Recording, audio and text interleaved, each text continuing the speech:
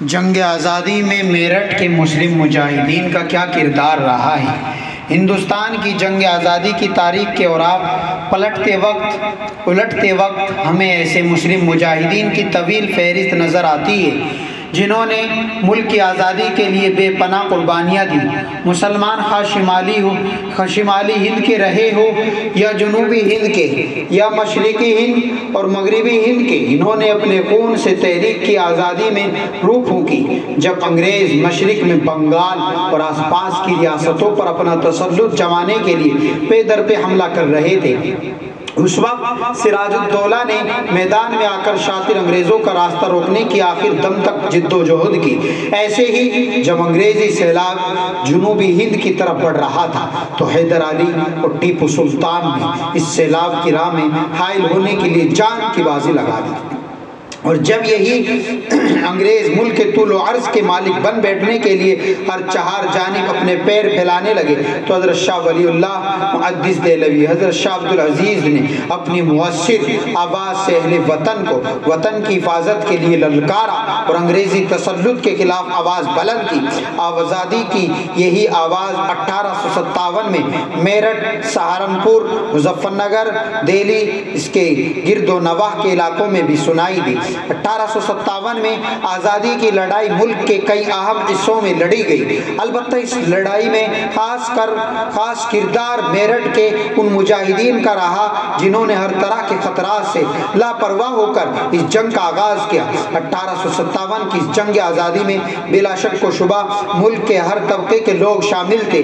अलबत्ता इस लड़ाई में मरकज़ी क़ियादत और अहम रोल अदा करने वाले वो मुस्लिम मुजाहिदीन के हाथों में थी क़यादत। मेरठ के मुस्लिम मुजाहिदीन की जंग आज़ादी में कुर्बानियों का सही अंदाज़ा उसी वक्त लगाया जा सकता है जबकि जंग के आगाज़ और उसका अंजाम और पस मंज़र उससे हमें वाकिफ़ियत हो, हमें पता हो, तभी हम अंदाज़ा लगा सकते हैं कि कितनी ज़्यादा कुर्बानियाँ हमारे मेरठ के गिरदोनवा और मेरठ के मुजाहिदीन ने दी है। मेरठ में जब अंग्रेज़ों को पसपा कर दिया गया तो मेरठ के ये बागी इसी रात में घोड़ों, ऊँटों, हाथियों और गाड़ियों पर सवार होकर दिल्ली की तरफ चल पड़े। रास्ते में जो बस्तियां आती वहाँ इनका इस्तकबाल किया जाता और इन बस्तियों के कुछ न कुछ लोग इनके साथ होते जाते। दिल्ली पहुँचते पहुँचते बागियों की तादाद भी काफ़ी हो गई थी। दिल्ली पहुँचने पर कदरे मुज़ाहमत के बाद 11 मई की दोपहर तक मेरठ और दिल्ली के फौजी लाल किले में दाखिल हो गए और बहादुर शाह जफर से फौज की कमान संभालने की दरखास्त की गई। अगले चंद दिनों में दिल्ली को अंग्रेज़ों से आज़ाद करा दिया गया। इस दरमियान में मेरठ और दिल्ली की खबरें मुल्क के दीगर हिस्सों और छावनियों में पहुंची जिसके बाद जगह जगह बगावत शुरू हो गई और 31 मई का इंतज़ार छोड़ दिया गया। फिर जिस तरह दिल्ली में अंग्रेज़ों ने मजालिम के पहाड़ तोड़े, इसी तरह मेरठ के लोगों पर भी तशद्दुद व जुल्म की इंतहा कर दी गई। अलबत्ता ख़ास तौर से मुसलमानों को निशाना बनाया गया। मुस्लिम गांव और बस्तियों में खूब जमकर खून की होली खेली गई। जो मुस्लिम बस्तियाँ और गाँव अंग्रेज़ों के मजालिम की जद में आए उनमें डासना, मसूरी और ये के लिसाड़ी, नाहल कला, इनायतपुर, घोसपुर, ये खास गांव और भी है। अंग्रेज़ों ने पूरी तरह से बर्बाद कर दिया इस गांव पर तोपों से बम बरसाए इन गांव पर, जिसके सबब वहां के बहुत सारे लोग मारे गए। बाज वहां से जान बचाकर भाग निकले।